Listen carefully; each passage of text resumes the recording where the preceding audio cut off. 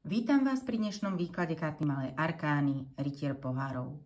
Táto karta prichádza z energiou dobrodružstva a otvorenosti a preto sa poďme pozrieť, čo všetko nám jej symboly hovoria. Najskôr si všimnime rytiera na bielom koni. Tento obraz nesie odkaz odvahy a chuti skúšať nové veci. Pohár, ktorý rytier drží, predstavuje naše city a túžbu po radosti. Karta nám tak naznačuje, že ak svoje emócie príjmeme a budeme ich prežívať naplno, môžeme nájsť skutočné šťastie. Bielý kôň symbolizuje čistotu a vnútornú silu.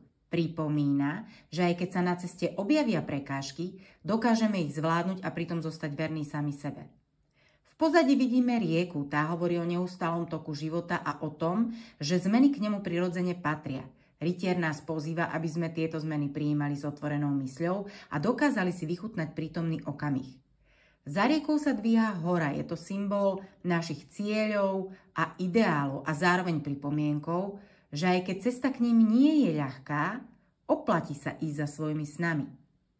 Skaly v okolí predstavujú pevnosť a stabilitu, učia nás ostať vyrovnaní aj v ťažkých chvíľach. Biela farba, ktorú vidíme na koni, aj na rytierovej výstroji, aj keď pomenej, prináša posolstvo čistých úmyslov a vnútorného svetla.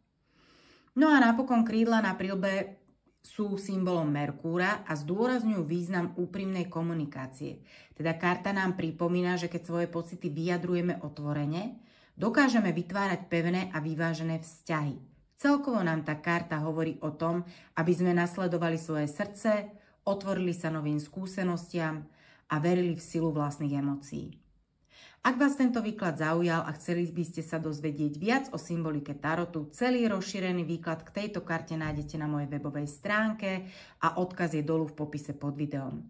Ďakujem, že ste dnes boli so mnou a ak vám tento výklad priniesol inšpiráciu, poteší ma, ak dáte videu like a prihlásite sa na odber, aby vám neunikli ďalšie tarotové výklady.